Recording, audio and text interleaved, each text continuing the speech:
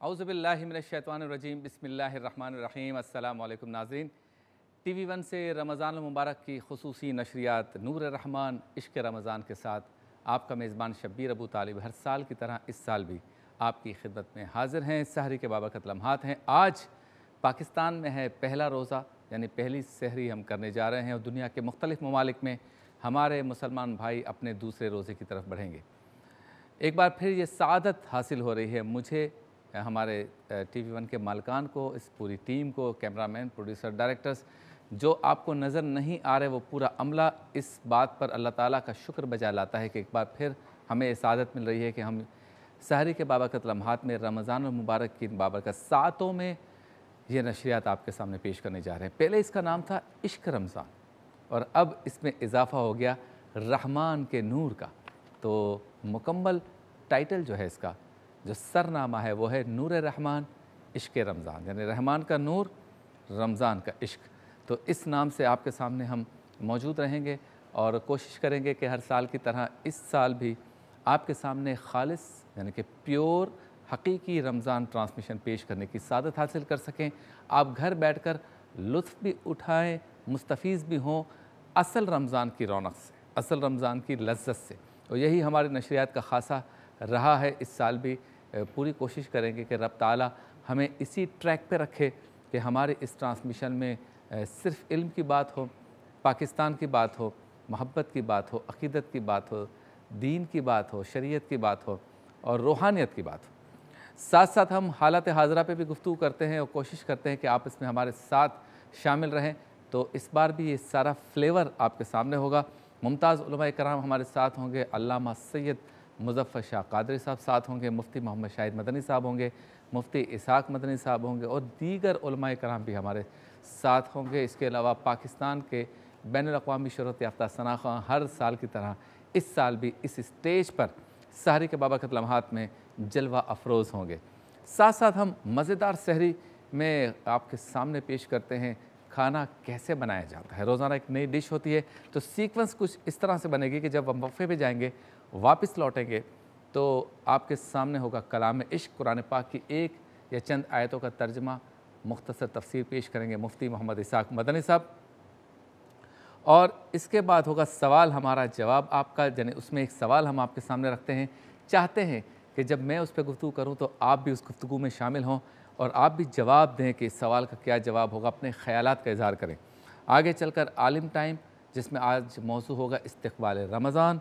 मज़ेदार सहरी में आज एक खोपड़े का हलवा और ईज़ी चिकन सते, ये हमारे शेफ़ इकबाल यहाँ पर बनाएंगे। मज़ेदार डिश, 2 डिशें हैं वो बनाएंगे। और दौरान मज़ेदार सहरी हम आलिम टाइम को साथ साथ चलाते हैं और एक सेगमेंट जो नया है इस बार वो है काम की बात। रोज़ाना एक काम की बात आपको बताएंगे सहरी के दरमियान और उसमें मुख्तलिफ़ चीज़ें हो सकती हैं। आज हम इस पर गुफ्तगू करेंगे, वो है मोहब्बत।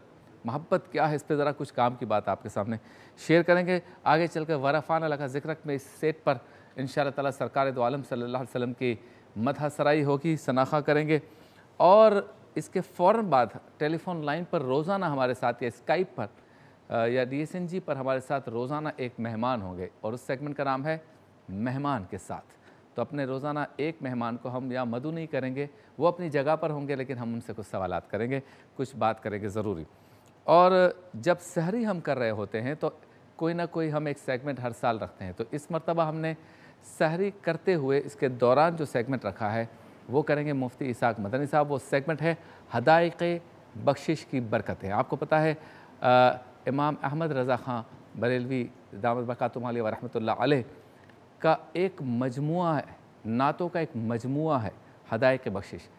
उसके अशार या उसके कलाम, रोज़ाना किसी एक शेर या एक कलाम की तशरीह मुख्तसर बयान करेंगे मुफ्ती इसहाक़ मदनी साहब। आपको लुत्फ़ आएगा। कभी सुबह तैबा में हुई बटता है बाड़ा नूर का, वो कमाल हुस्न हुजूर है, और कभी ज़मीन व ज़मा तुम्हारे लिए।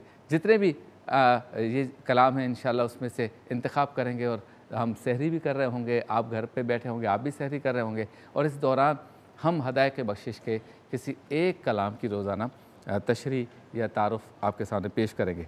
आगे चलकर होगा रूहानी गुलदस्ता, जिसमें आपके मसाइल का रूहानी हल बयान किया जाएगा।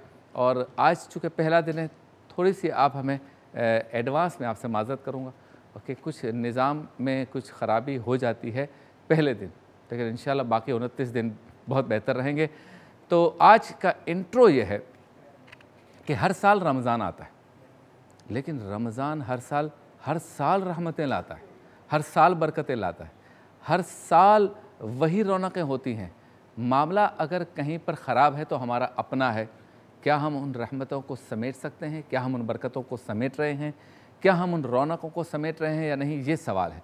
रमज़ान ने तो आना है और हर अमल का सवाब कई गुना ज़्यादा देकर चले जाना है। ये एक मेहमान है और उमूमन मेहमान जब आता है तो कुछ लेकर जाता है, लेकिन रमज़ान कितना खूबसूरत मेहमान है कि वो दे के जा रहा है, बख्शिश दे के जा रहा है, तौबा की हिदायत दे के जा रहा है, मग़फ़रत की नवीद दे के जा रहा है। न जाने हर साथ में कितने लोग अपने लिए जन्नत लिखवाते होंगे इस माह मुबारक में, हर साल इस माह मुबारक में। तो इस साल भी इस उम्मीद के साथ इस ट्रांसमिशन का आगाज़ कर रहे हैं कि रब ताला मुझे आपको हम सबको तौफ़ीक दे, हिम्मत दे, ताकत दे कि हम इस माह में अपने लिए मग़फ़रत का सामा पैदा कर सकें। चलते हैं ब्रेक की जानिब। ब्रेक के बाद जब वापस लौटेंगे कलाम इश्क एक मुख्तसर से वक्फ़े के बाद।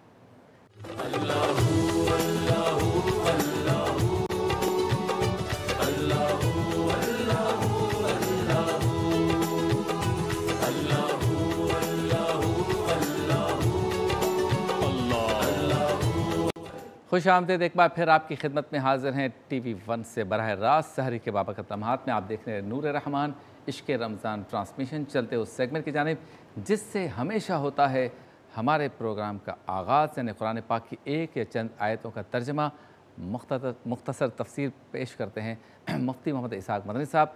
सेगमेंट का नाम है कलाम इश्क़।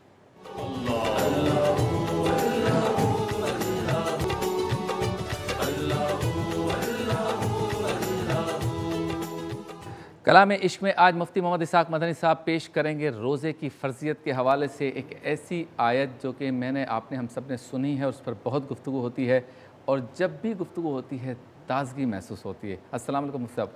वालेकुम अस्सलाम वरहमतुल्लाहि कौन सी आयत पेश कर रहे हैं आज? हम सूरतुल बक़रा की आयत नंबर 183 का तर्जमा और तफसीर पेश करेंगे।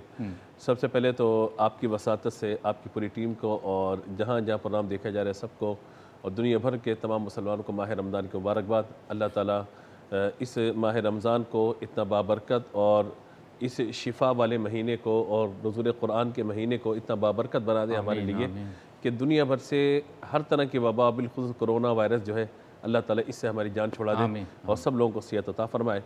अल्लाह तबारक व तआला ने कुरान पाक में इरशाद फरमाया, या अय्युहल्लज़ीना आमनू कुतिबा अलैकुमुस्सियामु कमा कुतिबा अलल्लज़ीना मिन क़ब्लिकुम लअल्लकुम तत्तक़ून। ए ईमान वालो, तुम पर रोज़े फ़र्ज़ किए गए, कमा कुतिबा अलल्लज़ीना मिन क़ब्लिकुम, जैसे तुमसे पिछले लोगों पर रोज़े फ़र्ज़ किए गए।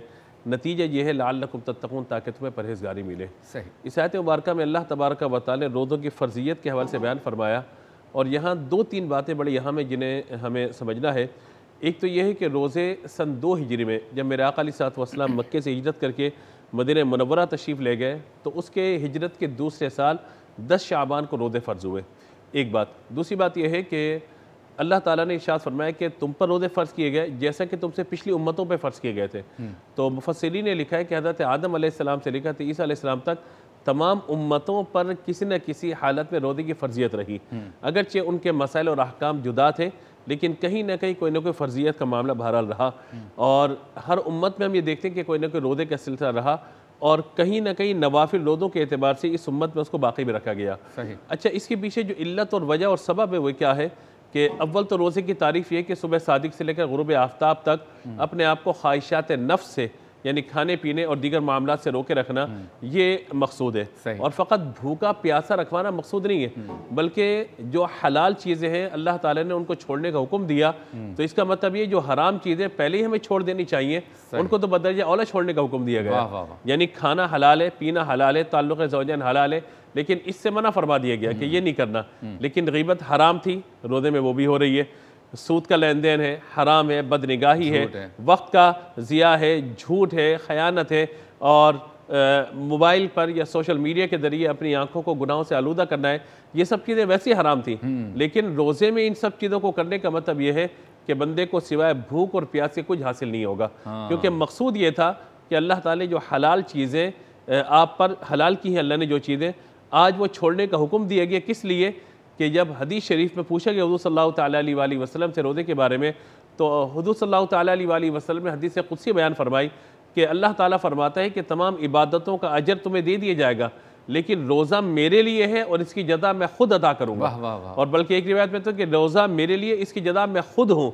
यानी रोज़ा रखने वाला अल्लाह ताला की रिज़ा को पाने के साथ साथ अल्लाह तबारक व तआला की ज़ात को भी हासिल कर लेता है, यानी उस ज़ात की मार्फत के हवाले से बात हो रही है।